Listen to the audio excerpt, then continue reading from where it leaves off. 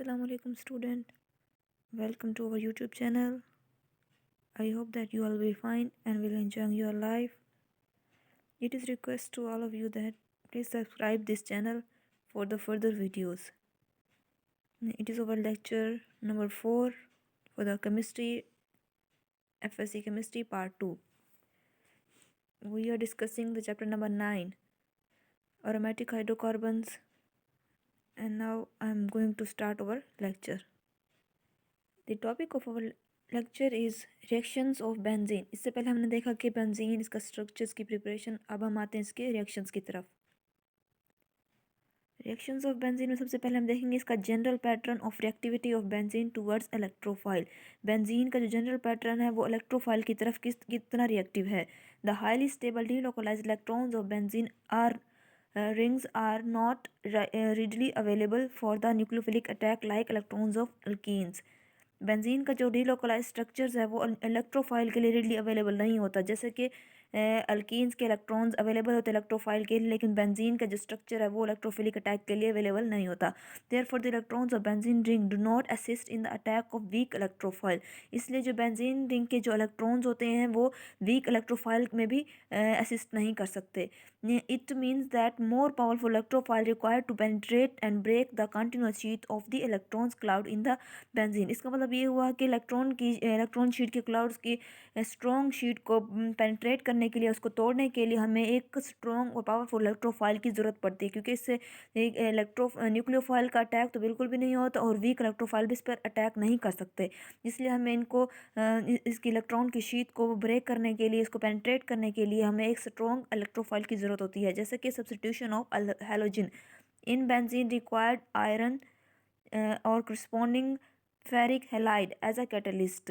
इस जैसे कि हम देख सकते हैं substitution of halogen in benzene, इस सब्स्टिट्यूशन से आयरन, इस सब्स्टिट्यूशन के लिए हमें आयरन और करस्पॉन्डिंग फेरिक हैलाइड्स की ज़रूरत पड़ती है एज अ कैटलिस्ट करने के लिए, एज अ कैटलिस्ट, जिससे हमारे पास स्ट्रॉन्ग इलेक्ट्रोफिलिक अटैक का रिएक्शन होगा। In fact iron 2 is first converted into the Fe(X3) which further react with the halogen molecule to produce a powerful electrophile.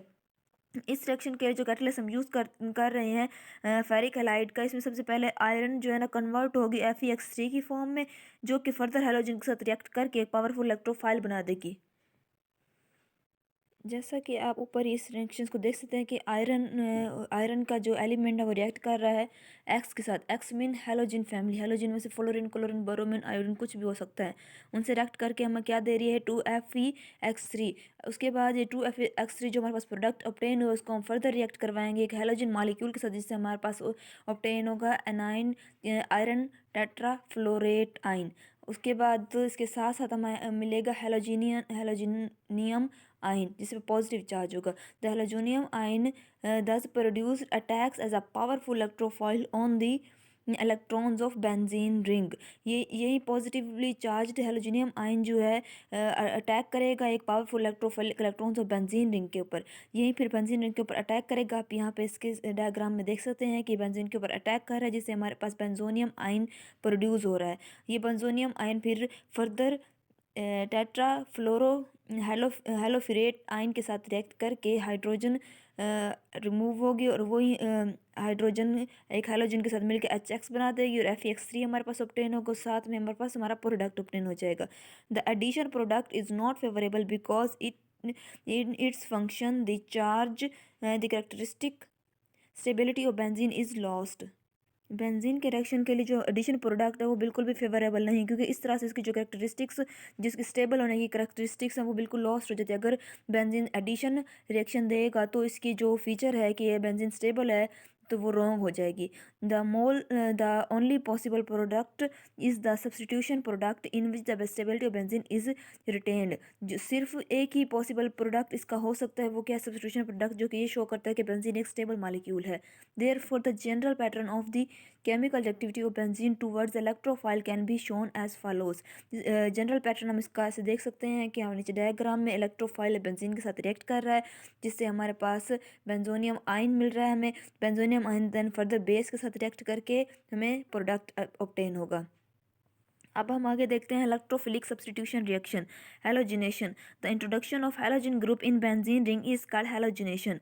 Halogenation, halogen group का benzene ring के अंदर add होना, हम क्या कहते हैं इसको, हैलोजिनेशन। हैलोजिनेशन का मतलब यह है कि हम किसी चीज़ को ऐड कर रहे हैं। हैलोजन मतलब हैलोजन, हैलोजिनेशन मतलब हैलोजन को ऐड कर रहे हैं।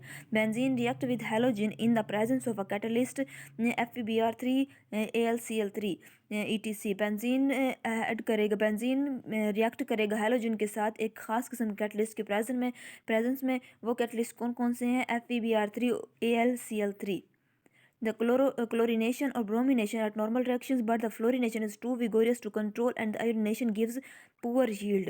इस तरह के रिएक्शन में जो क्लोरीन और ब्रोमीन है वही नॉर्मल रिएक्शन दे सकते हैं, जबकि फ्लोरीन बहुत ही ज़्यादा फास्ट रिएक्शन देगी जिसको हमें कंट्रोल करने में प्रॉब्लम होगी, जबकि आयोडीन बहुत ही पुअर यील्ड देगी। बेंजीन का हैलोजन के साथ रिएक्शन आप देख सकते हैं कि ऊपर डायग्राम में ये बेंजीन की रिंग है, इस ब्रोमीन के साथ रिएक्ट कर रही है किसकी प्रेजेंस में? FeBr3 के प्रेजेंस में, जिससे हमें ब्रोमो बेंजीन ऑब्टेन और साथ में हाइड्रोजन ब्रोमाइड भी ऑब्टेन हो रहा है। सिमिलरली अगर हम यहाँ ऊपर हमने ब्रोमीन यूज़ किया, नीचे अगर हम क्लोरीन यूज़ करेंगे तो हमें भी सेम कैटलिस्ट FeCl3 यूज़ करते हुए हमें क्लोरोबेंजीन का प्रोडक्ट ऑब्टेन होगा, साथ में हाइड्रोजन क्लोराइड प्रोड्यूस होगी। इस तरह ये इसकी थी जनरल फॉर्म। अब हम इसका मैकेनिज्म डिस्कस करेंगे। The actual halogenation agent is oxonium ion. जो हैलोजोनियम आइन जो इसका एक्चुअल हैलोजिनेशन एजेंट है, मतलब कि जो चीज़ इस रिएक्शन को स्टार्ट करवा रहा है वो यही एजेंट है +X, जिसको हम क्लोरीन प्लस भी ले सकते हैं और ब्रोमीन भी। फ्लोरीन अगर लेंगे तो उसको कंट्रोल करना मुश्किल हो जाए, जैसे हमने पहले पढ़ा था, जबकि आयोडीन हमें बहुत पुअर यील्ड देगा। Is form by the following mechanism. इसका मैकेनिज्म नीचे दिया गया यहाँ पे है कि X2 रिएक्ट कर रहा है Fe+X3 के साथ, जिससे हमारे पास एक X+ का प्रोडक्ट ऑब्टेन हुआ है, उसके साथ में हमारे पास Fe+X4 हमें मिल रहा है। ये जो X+ है ये एक स्ट्रॉन्ग इलेक्ट्रोफाइल है। उसके बाद क्लोरीन, ये जनरल फॉर्म थी इसकी, और अब हम X की जगह पे क्लोरीन को रखेंगे। क्लोरीन उसके बाद FeCl3 हमें प्रोडक्ट में क्या ऑब्टेन हो रहा है? Chlorine positive plus FeCl4। यही जब पॉजिटिव वाला क्लोरीन एक स्ट्रॉन्ग इलेक्ट्रोफाइल है, वो बेंजीन के साथ रिएक्ट करेगा, इसके साथ में हमें बेंजोनियम आइन ऑब्टेन होगा। वही फर्दर रिएक्ट करके एक और स्टेप में एंड में हमें क्या देगा? हाइड्रोजन रिमूव करके हाइड्रोजन पॉजिटिव बन जाएगी। पॉजिटिव वाली हाइड्रोजन फिर फर्दर रिएक्ट करेगी, ऊपर जो हमें प्रोडक्ट ऑब्टेन होता है FeCl4 वाला, उसके साथ रिएक्ट करके हमारे पास HCl प्लस FeCl3 जो में हमारा रिएक्टेंट था वो ऑब्टेन हो जाएगा। When alkyl benzenes are treated with the chlorine or bromine in the presence of sunlight, only alkyl groups are substituted। जब हम अल्काइल बेंजीन को रिएक्ट करवाएंगे क्लोरीन या ब्रोमीन के साथ सनलाइट की प्रेजेंस में, तब हमारे पास कौन सा ऑब्टेन होगा product? Only alkyl groups are substituted. अब यहाँ पे ये देख सकते हैं हम अल्काइल बेंजीन में अल्काइल ग्रुप CH3 है, वो क्लोरीन के साथ रिएक्ट कर रहा है सनलाइट की प्रेजेंस में, हमारे पास बेंजाइल क्लोराइड ऑब्टेन हो रहा है CH2Cl प्लस हाइड्रोजन क्लोराइड। अब यही जो प्रोडक्ट हमें ऑब्टेन हुआ था इसको हम फर्दर क्लोरीन के साथ रिएक्ट करवाएंगे सनलाइट के प्रेजेंस में, हमारे पास क्या आ जाएगा? Benzyl chloride CHCl2 plus HCl। अब ये बेंजाइल क्लोराइड फर्दर रिएक्ट करेगा क्लोरीन के साथ, जिससे हमारे पास बनेगा बेंजो ट्राइक्लोराइड प्लस HCl। ये होगी हमारी हेलोजिनेशन। अब हम आते हैं सेकंड रिएक्शन नाइट्रेशन की तरफ। The nitration of NO2 group in the benzene ring is called nitration. Introduction of NO2 group in the benzene ring is called nitration. यानी कि बेंजीन रिंग के अंदर एडिशन कर रहे हैं हम किस चीज़ की? NO2 ग्रुप की, इसलिए हम इसको हम नाइट्रेशन कह रहे हैं। नाइट्रो ग्रुप की एडिशन कर रहे हैं इसलिए हम इसको नाइट्रेशन कह रहे हैं। The nitration of benzene takes place when it is heated with 1:1 mixture of concentrated nitric acid plus concentrated sulphuric acid at 50 to 55 degree centigrade पर।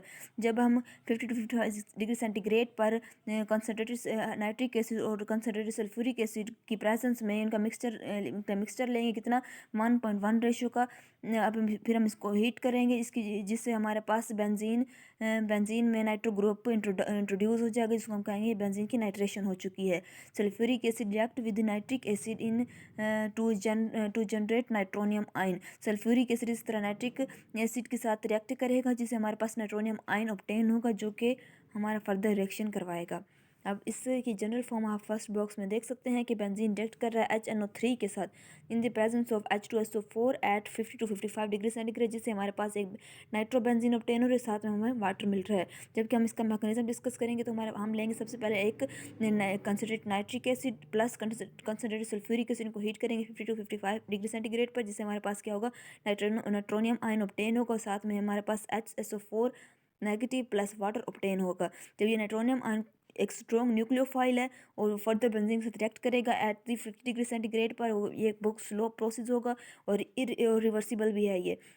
तो हमारे पास ये प्रोडक्ट ऑब्टेन हो रहा है यहाँ पे NO2 और साथ में हाइड्रोजन, एंड देन हम यही सेम प्रोडक्ट फर्दर हम नेगेटिव पार्ट जो है सल्फ्यूरिक एसिड का उससे रिएक्ट करवाएंगे, एक फास्ट रिएक्शन होगा जिससे हमारे पास नाइट्रो बेंजीन ऑब्टेन हो जाएगी, साथ में H2SO4 जब हमने यूज़ किया था रिएक्शन में वो हमारे दोबारा ऑब्टेन हो जाएगा।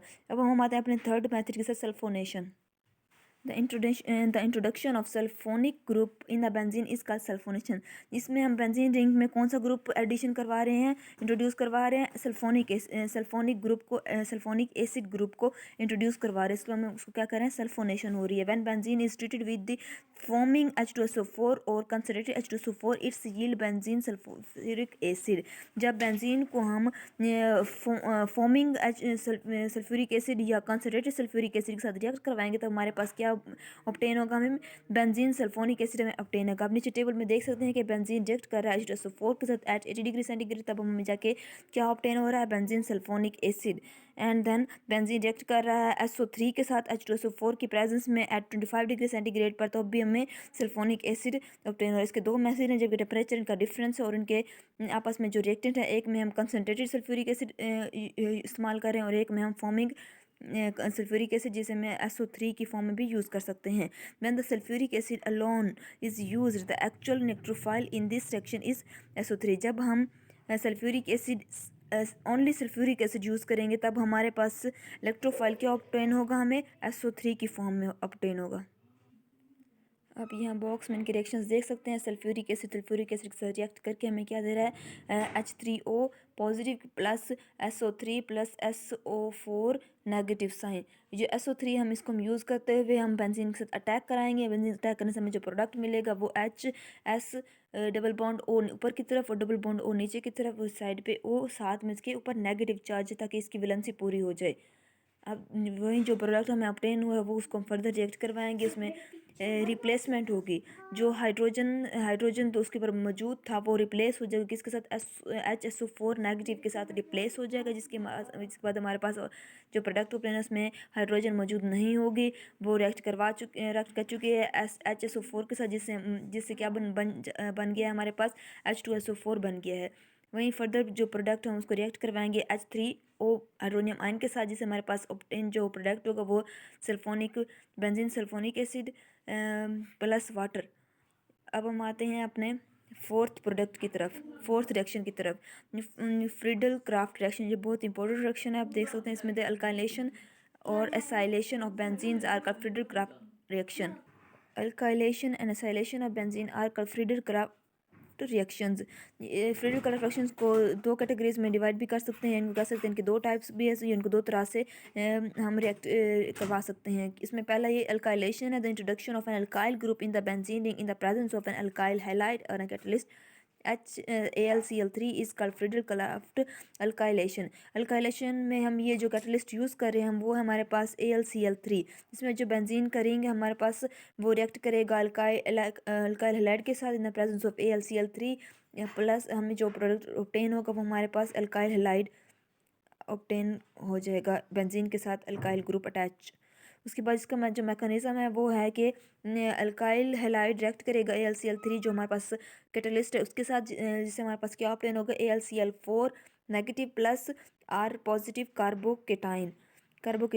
और बेंजीन को हम फर्दर ये पॉजिटिव R के साथ अल्काइल ग्रुप के साथ जो कि एक आयन बन चुका है उससे रिएक्ट करवाएंगे, तो इसके से हमें जो प्रोडक्ट ऑब्टेन होगा वो बेंजोनियम आयन। अब इसकी फर्दर प्रोसीजर हम देखते हैं।